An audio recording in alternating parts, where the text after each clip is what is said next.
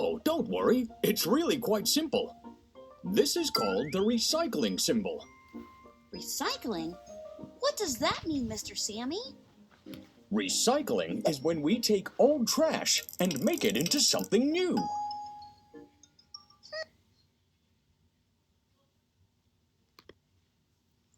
My name is Temple Shepard, and today I'm going to be talking about the politics of recycling, looking at how much does the recycling process reduce harm to the environment and human communities.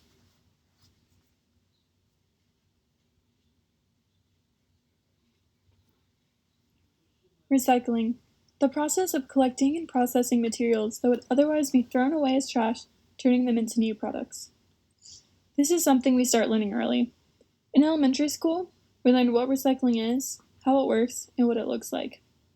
You realize you have these blue bins that you can put plastic bottles, paper, etc. in, and after they're taken to some facility where they can be reverted back into new products that can be used again.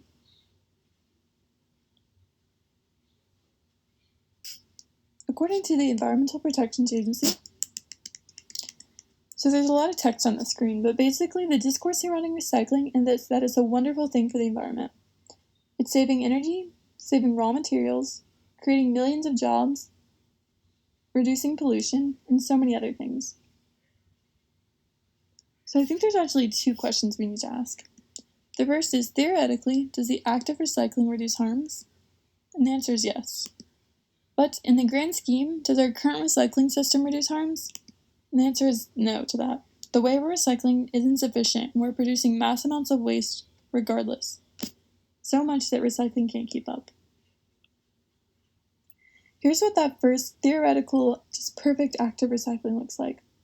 On the top left, you'll see workers sorting through recycling at a facility, sorting into different categories, and on the bottom left, you'll see what it looks like once it's all packaged. On the right, this is what that perfect, waste-free process of recycling looks like. This is specifically for paper, but basically it's consumed, collected, transported, pulped and cleaned, and remade into new paper to go through the cycle once again. So let's talk about a little bit of history behind recycling. In the 1990s, we began using single-stream recycling bins instead of having to sort materials.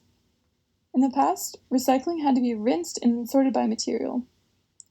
This is also when many countries, the US included, started sending most of their waste to China. China was in desperate need of raw materials. And it's important to understand that recycling isn't just an altruistic cause. Countries were not recycling wholly because it was great for the environment, but also it was creating an economy. It was much cheaper to send recycling over to China rather than to spend money and energy processing it there. Furthermore, private waste management companies are the ones picking up curbside recycling. Because of this, recycling rates skyrocket. It was so easy to recycle and everyone's doing it. China is receiving millions of tons of waste.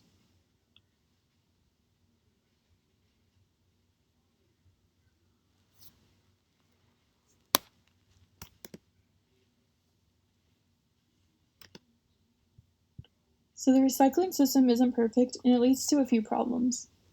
People were and continue to toss things in recycling that is not recyclable.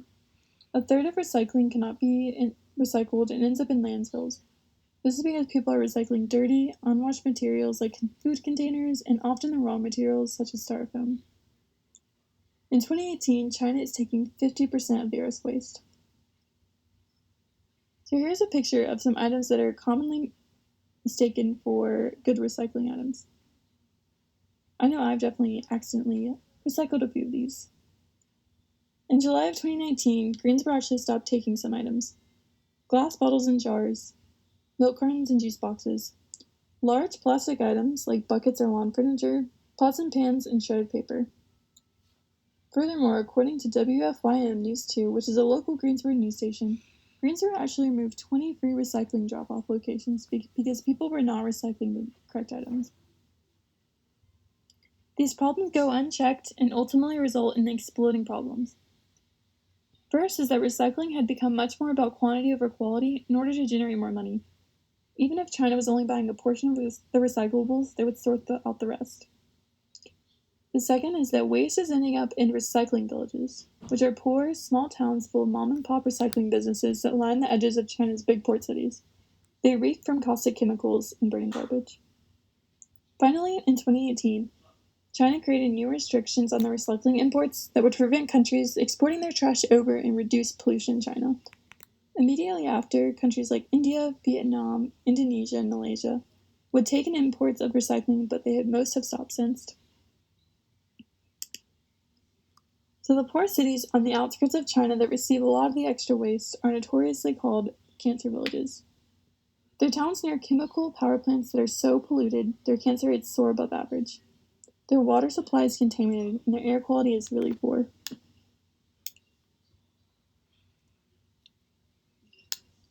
I think if there's one thing everyone can agree on, it's that the world is producing waste at a very high rate. With economic growth comes more production, more buying, but most significantly, more waste. On the chart, you'll see that recycling has increased, but the total amount of waste has increased even faster. Recycling just cannot keep up with the amount of waste we're producing.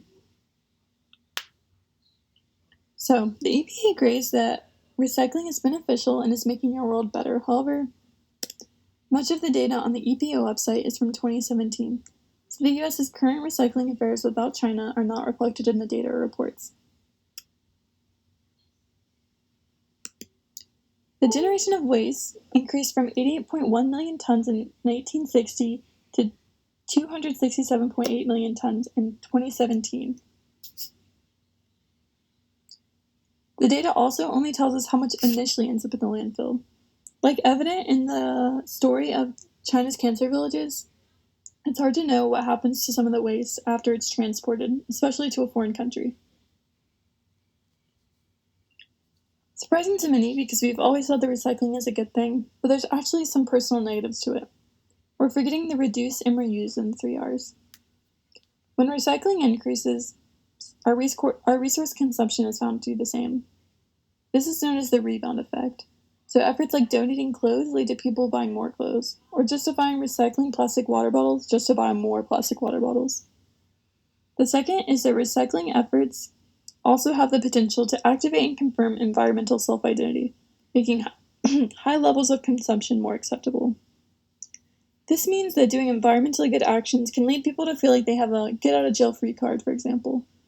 Someone who buys a reusable shopping bag may feel proud of their actions and not feel as bad when they buy a pack of individually wrapped snacks or when they don't recycle a can later. The third biggest negative is that our current economic system is not feasible to realize a high rate of reuse. Producers are not interested in promoting repair because the production of new items will generate a higher profit.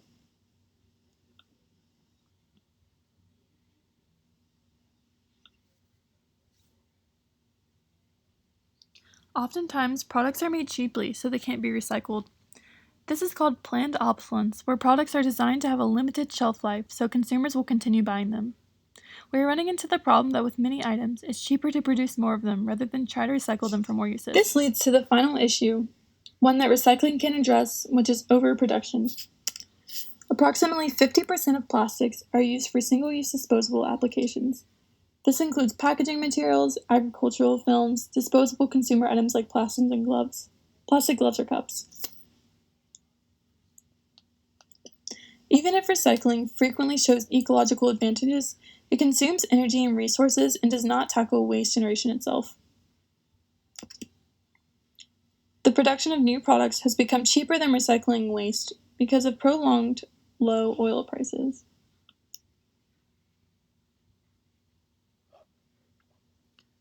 So, how does this relate to green criminology?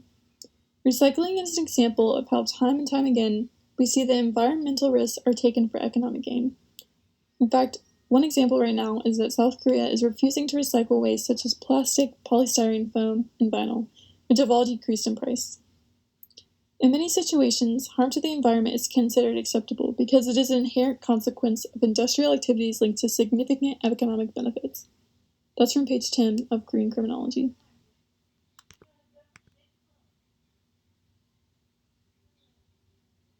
On page 166 of Green Criminology, White and Heckenberg talk about how toxic towns and dump sites, poor cities that take the brunt of the country's waste.